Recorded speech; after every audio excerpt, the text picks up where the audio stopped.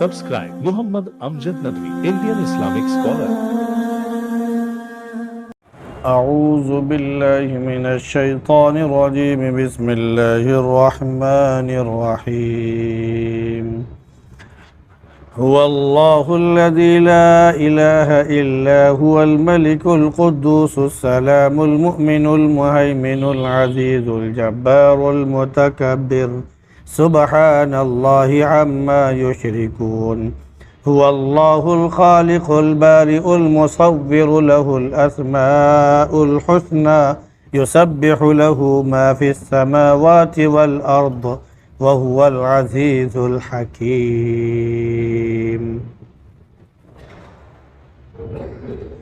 واللہ الذی لا الہ الا ہو، وہ اللہ ہے جس کے سوا کوئی معبود نہیں، بادشاہ ہے، تمام عیبوں سے پاک ہے، صحیح سالم ہے، پناہ دینے والا ہے، پناہ میں رکھنے والا ہے، وہ بڑا ہی غالب ہے، وہ صاحب عظمت ہے اور تمام بڑائی والا ہے۔ اللہ کی ذات پاک ہے ان تمام چیزوں سے جن کو وہ شریک کرتے ہیں۔ اللہ پیدا کرنے والا یعنی بنانے والا ہے، نکال کھڑا کرنے والا ہے، تصویر کھینچنے والا ہے یعنی صورت بنانے والا ہے۔ اس کے لیے بڑے اچھے اچھے نام ہیں، اس کی تسبیح بیان کرتے ہیں ساری وہ چیزیں جو آسمانوں میں ہیں اور جو زمینوں میں ہیں، اور وہ بڑا ہی غالب اور حکمت والا ہے۔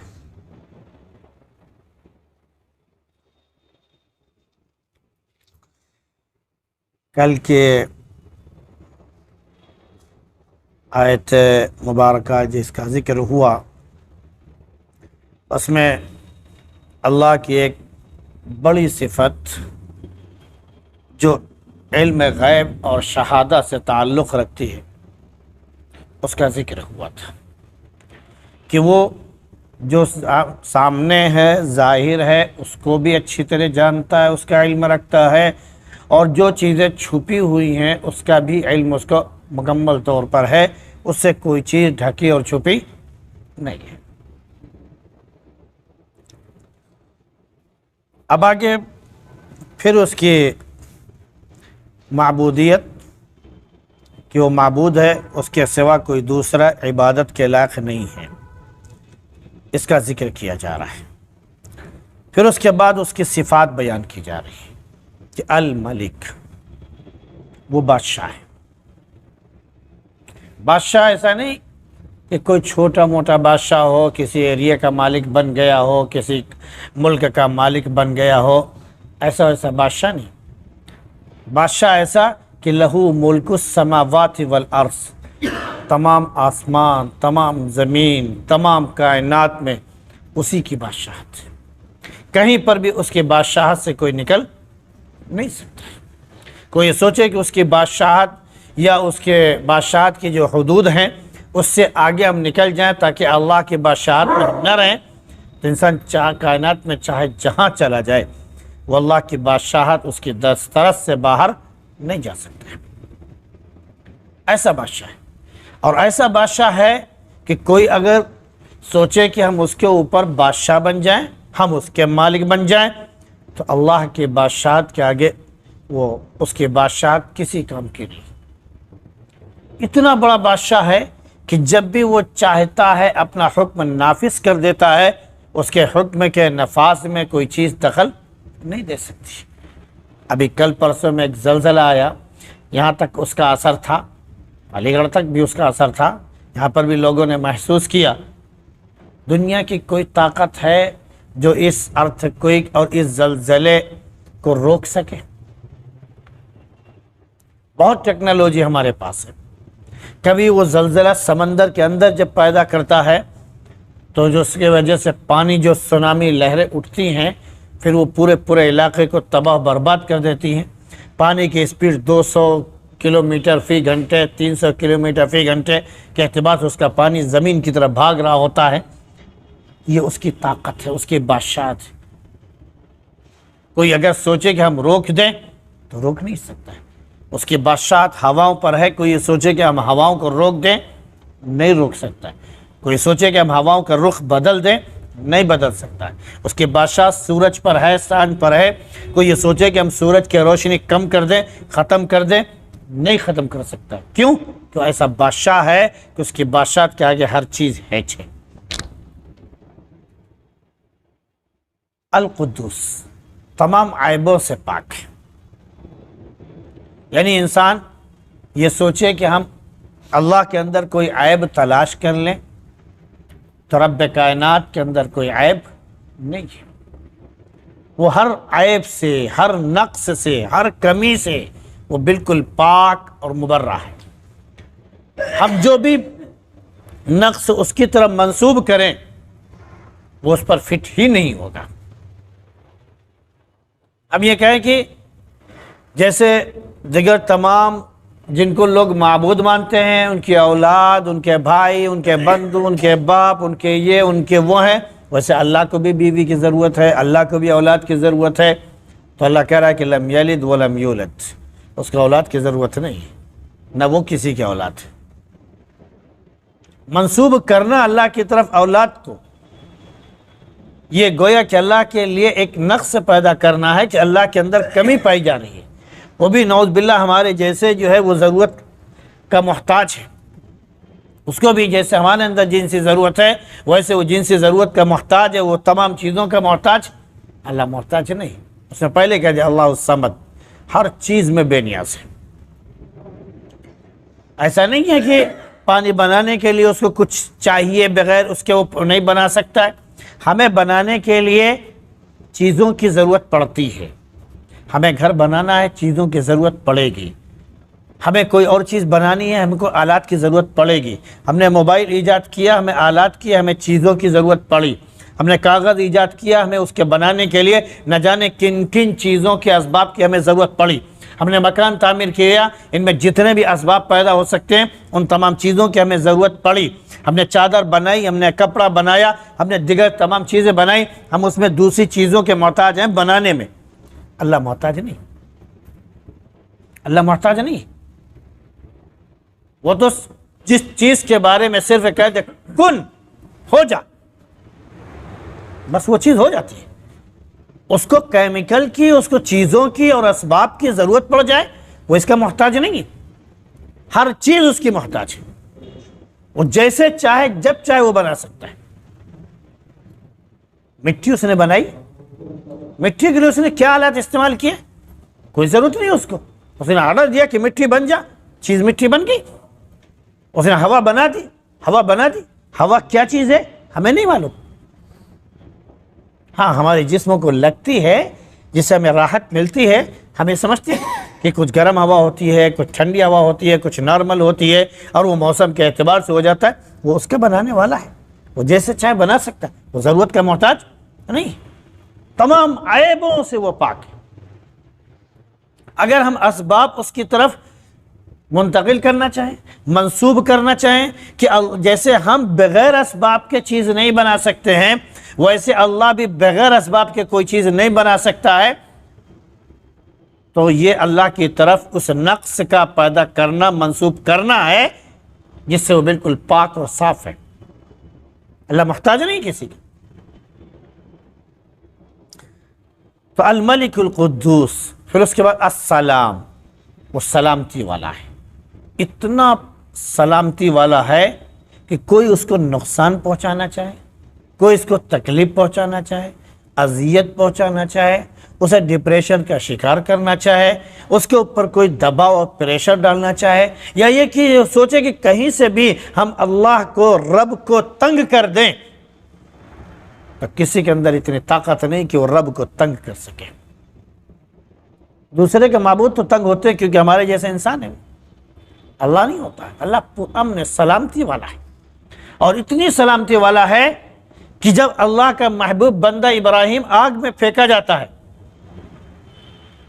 اور وہ اپنے رب پر پورا یقین رکھتا ہے، اللہ مدد کے لیے فرشتوں کو بھی بھیجتا ہے اور وہ اس کی مدد لینے سے انکار کر دیتا ہے، تو وہ سلامتی والا رب کیا کہتا ہے؟ یا نار کونی سلاما، ٹھنڈی ہو جا، سلامتی بن جائے۔ آگ کو سلامتی بنا دیتا ہے، وہی آگ گلزار ہو جاتی ہے، وہی آگ اس کے اندر ٹھنڈی ہوائیں چل رہی ہوتی ہیں، وہی آگ جنت نظیر اور باغ نما ہو جاتی ہے۔ اس کے اندر ابراہیم علیہ السلام بیٹھے ہوئے ہیں، آرام کر رہے ہیں، عیش کر رہے ہیں، کوئی فکر نہیں، آگ اپنی جل رہی ہے۔ آگ کی جو کشش تھی اللہ نے کھینچ لی۔ اتنا طاقتور ہے کہ جب اللہ کا محبوب بندہ امتحان دینے آتا ہے، وہی ابراہیم اور وہی اس کے بیٹے اسماعیل، تو اللہ رب العزت چھری کی صلاحیت جو کاٹنے کی ہوتی ہے وہ سلب کر لی۔ نہایت تیز چھری جس کو انہوں نے اسی وقت گھسا تھا، تیز کیا تھا، اللہ نے وہ سلب کر لیا اور کہا کٹنا نہیں چاہیے، چھری اپنا کام کر رہی ہے۔ ابراہیم علیہ السلام پوری طاقت سے اسی گردن پر پھیر رہے ہیں۔ ہمارے کہیں پر بھی اگر چھری پھیر دی جائے تو فوراً حصہ کٹ جائے گا۔ ابراہیم علیہ السلام پوری طاقت لگا رہے ہیں۔ اللہ نے حکم دیا نہیں، اب اس کے اندر اتنی طاقت نہیں کہ وہ حکم عدولی کر سکے۔ اتنا سالم ہے کہ اپنے بندے کو محفوظ کر رہا ہے، بچا رہا ہے۔ اتنا سالم ہے کہ جب اس سمندر میں اپنے محبوب بندے حضرت کیا بولتے ہیں موسیٰ علیہ السلام کو حکم دیا کہ 6 لاکھ یا 12 لاکھ بنی اسرائیل کو لے کر تم اس سمندر سے نکل جاؤ، تو کوئی سوچ سکتا ہے کہ صرف ایک لاٹھی مارنے سے سمندر میں 12 راستے بن جائے؟ کسی کی طاقت ہو تو دکھا دو۔ ایک 12 راستے بنا دینا کس سے؟ لاٹھی سے، وہ بھی ٹھاٹھے مارتے ہوئے سمندر بحر قلزم میں نہیں ہو سکتا تھا۔ موسیٰ علیہ السلام نے اللہ کے حکم سے صرف لاٹھی پانی پہ ٹچ کی، بس راستے 12 بن گئے۔ اور ایسے نہیں، بالکل خشک، بالکل صحیح سالم راستہ، ادھر کا پانی ادھر جم گیا، ادھر کا پانی ادھر جم گیا، سب پانی بالکل اپنے پاس جمع ہوا، راستہ بیچ سے جاؤ، ایسا محفوظ۔ اور جب وہی فرعون اسی میں گھستا ہے تو اللہ کہتا ہے مل جا، کس کی طاقت ہے جو روک سکے؟ اتنا سالم ہے کہ کوئی اس کو نقصان پہنچانا ہے۔ وہی فرعون اپنے حامان وزیر سے کہتا ہے یا حامان ابن لی صرحا لعلی ابلغ اسباب السماوات، میں آسمان کے سیڑھیوں پر چڑھ کر دیکھنا چاہتا ہوں موسیٰ کے رب کو کہ وہ کیا کر رہا ہے۔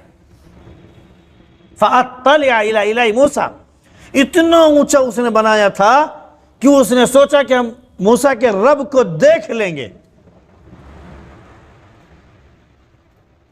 گر گیا، بہ گیا، کچھ نہیں کر سکا۔ تو رب کو کوئی نقصان پہنچانا چاہے تو اسے کوئی نقصان بھی نہیں پہنچے، وہ جب چاہے حکم دے دے۔ اذا زلزلت الارض زلزالها، زمین ہل جائے گی۔ اس نے کہا اذا حبت الريح، چل جا، ہوا تیزی کے ساتھ، ہوا تیزی کے ساتھ چلنا شروع ہو جاتی ہے۔ قوم عاد کے اوپر ہوا جب چلنا شروع ہوئی تو ہوا کی چنگھاڑ سے، ہوا کی تیزی سے ان کا منہ جب کھلا ہے نا تو بند نہیں ہو پایا، اتنی تیز ہوا تھی کہ منہ کھل گیا۔ اور جب منہ کھل گیا تو منہ کے اندر سے جب ہوا اندر داخل ہوئی تو ہوا داخل ہوئی تو اس کو نکلنے کے لیے جگہ چاہیے، تو ایک طرف سے ہوا داخل ہوئی، دوسری طرف سے نکل گئی، اس کی چنگھاڑ سے وہ مر گئے۔ اللہ اتنا طاقتور، کوئی سوچے کہ ہم اللہ کو نقصان پہنچا دیں؟ سلامتی والا ہے، تمام عیبوں سے پاک ہے، بالکل صحیح سالم ہے، اس کو کوئی گزر نہیں پہنچا سکتا ہے۔ المؤمن، تصدیق کرنے والا ہے، امن دینے والا ہے، جو بھی اس کی پناہ میں آئے اس کو اپنی پناہ میں رکھنے والا ہے، اور ایسا امن دیتا ہے الذی اطعمهم من جوع وآمنهم من خوف، بھوک میں کھلاتا بھی ہے اور خوف میں سکون اور اطمینان بھی دے دیتا ہے۔ اللہ جب کسی کو امن عطا کرتا ہے نا، اس کو یہ معلوم ہو جائے کہ آج ہماری گردن اڑنے والی ہے نا، تب بھی لا یخافون لومۃ لائم، ذرا برابر اس کو ڈر اور پرواہ نہیں، ذرا برابر بھی اس کو خوف نہیں ہوتا ہے، خوش ہو رہا ہوتا ہے آج اللہ کی راہ میں تو ہم تو قربان ہونے جا رہے ہیں۔ جعفر تھانیسری کو جب انگریزوں نے پکڑا، بہت خوبصورت تھے، اور وہ کیا بولتے ہیں زمیندار اور یہ جو رجواڑے جو ہوتا ہے سردار، تو وہ مالک تھے، وہ بادشاہ اس وقت کے حاکموں میں سے ان کا شمار ہوتا تھا۔ انگریزوں نے کہا کہ نوجوان بہت خوبصورت ہے، لا اس کو کر. اور ان کے سامنے جب ان کے ساتھیوں کو تیل کے کڑاہے میں ڈالا تو وہ رو رہے تھے. تو سوچا کہ انگریزوں نے کہ یہ شاید خوبصورت بھی ہے اور سرداروں کا بیٹا بھی ہے اور ہو سکتا ڈر گیا ہو، لا اس سے پوچھے. تو مسکرا کے کہہ رہے ہیں کہ تیرے آگ سے، تیرے تیل سے میں نہیں ڈرا، میں اس لیے رو رہا ہوں کہ ہمارے ساتھی ہم سے پہلے جنت میں چلے گئے. اتنا امن عطا کرتا ہے. عراق کے بادشاہ کو، صدام حسین کو، جب عین عید کے دن قربانی دی گئی تھی، بقرہ عید کے دن ہوا تھا، عین بقرہ عید کے دن ادھر مسلمان اپنے جانوروں پر چھری پھیر رہے ہیں، ادھر اسے سولی پر چڑھایا گیا تھا. ذرا برابر اس کے چہرے پر ڈر کا نشان نہیں تھا. اس نے کہا کہ جب ہمیں کیا بولتا ہے سولی دی جائے، ہمارا چہرہ بھی کھلا رکھا جائے، کوئی ضرورت نہیں، کیونکہ کھلے ہوئے اگر لا الہ الا اللہ پڑھتا ہوا دنیا سے رخصت ہوا، پھر کسی کا ڈر نہیں ہوتا ہے. کیوں؟ اس لیے کو جانتا ہے کہ جان دی ہوئی اسی کی تھی، جان دی ہوئی اسی کی تھی. حق تو یہ ہے کہ حق ادا نہ ہوا. اتنا کہ اتنا امن دیتا ہے کہ ہر جگہ امن ہی امن. حرم پاک کو اس نے ایسا امن عطا کیا کہ جو بھی ادھر چلے جائے پرامن، جو بھی وہاں رخ کر لے پرامن. آج بھی جو جاتا ہے پرامن، ہر طرف کے خطرے والے راستے پرامن، جس طرح بھی جا رہا ہے وہ پرامن. لیکن امن ہی امن اس کو ملا ہوا ہے، اتنا امان دینے والا ہے. اور جب اس کی پناہ میں کوئی آتا ہے تو پناہ بھی دیتا ہے، اور ایسی پناہ دیتا ہے کہ دنیا کی تمام طاقتوں کو واپس کر دیتا ہے. آتے ہیں اس سے ٹکرا کر واپس چلی جاتی ہیں، بڑی بڑی طاقتیں اس سے چوٹ کھا کے واپس چلی جاتی. اس طرح پناہ دینے والا ہے. ہم خواجہ معین الدین چشتی کا واقعہ پڑھتے ہیں کہ وہاں کے بادشاہ نے سوچا کہ ہم ان کو قتل کرا دیں، تو اپنے آدمیوں کے بھیجتا، جاؤ اس کو پکڑ کے لے آؤ. تو جو جاتا ہے وہیں بیٹھ جاتا ہے، اٹھ ہی نہیں پاتا ہے. اور وہ اپنا جو بھی ان کی نصیحت ہوتی ہے، درس ہوتا ہے، وہ اپنا کر رہے ہوتے ہیں، جو آتا ہے وہی بیٹھ جاتا ہے. اتنا وہ ہے کہ مہیمن اس کی پناہ میں آ گئے تو اس نے کہا دیکھو میں کیسے پناہ دیتا ہوں. دہاڑتا ہوا شیر سامنے آتا ہے اور آ کر سامنے دم ہلانے لگتا ہے، ایسے وہ پناہ دیتا ہے. جب وہ پناہ میں اپنے رکھتا ہے تو انسان سمندر کے تہوں میں ڈوبنے والا ہو، اس کو کوئی بچانے والا نہ ہو، تو اس کے نیا پار لگا دیتا ہے، اس کو سمندر کے کنارے لا کے رکھ دیتا ہے. کیوں؟ اللہ ایسے پناہ دیتا ہے. حضرت یونس علیہ السلام کو اللہ نے پناہ دی، مچھلی کے پیٹ میں زندہ رہے غالباً 40 دن تک مسلسل. ورنہ 40 دن اگر کوئی مچھلی کے پیٹ میں یا کسی کے پیٹ میں چلا جائے اور وہ زندہ ہو جائے، ہو ہی نہیں سکتا ہے. اور جب تک اس مچھلی نے آپ کو پیٹ میں رکھا، پھر اس کے بعد اس نے کھانا نہیں کھایا. جبکہ ایک ویل مچھلی کی غذا ایک دن میں 33 ٹن ہوتی ہے، ایک دن کی غذا. اور 33 ٹن کا مطلب آپ سمجھ لیجئے 1000 کلو کا ایک ٹن ہوتا ہے. 33,000 کلو ایک دن میں وہ مچھلی کھانا کھاتی ہے. اللہ اس کا بھی پیٹ بھرتا ہے. لیکن جیسے اس نے یونس کو نگلا، 40 دن تک اس نے کچھ کھایا نہیں. اور جب انہوں نے لا الہ الا انت سبحانک انی کنت من الظالمین پڑھنا شروع کیا، تو وہی مچھلی سمندر کے اندر سے نکلتی ہے اور باہر لا کر ان کو ڈال دیتی ہے. ایسا پناہ دینے والا ہے کہ کوئی چیز ہضم بھی کرنا چاہے تو ہضم نہیں کر سکتی. آ تو جاؤ اس کے پناہ میں. پہلے صحابہ کرام نے کہہ دیا کہ ہم اللہ کے پناہ میں آتے ہیں. اللہ نے ان کو ایسی پناہ دی کہ سارے لوگوں پر ان کی ہیبت طاری ہو گئی اور 24 لاکھ مربع کلومیٹر کے وہ حاکم بن گئے. ایسی پناہ عطا کی. کہو نا کہ اعوذ باللہ من الشیطان الرجیم، تمام شیطانوں سے ہم اللہ کی پناہ میں آتے ہیں. کہہ تو دو پہلے. جس دن پناہ میں آ جاؤ گے اس دن اللہ تمہیں اپنے پناہ میں رکھ لے گا. المہیمن.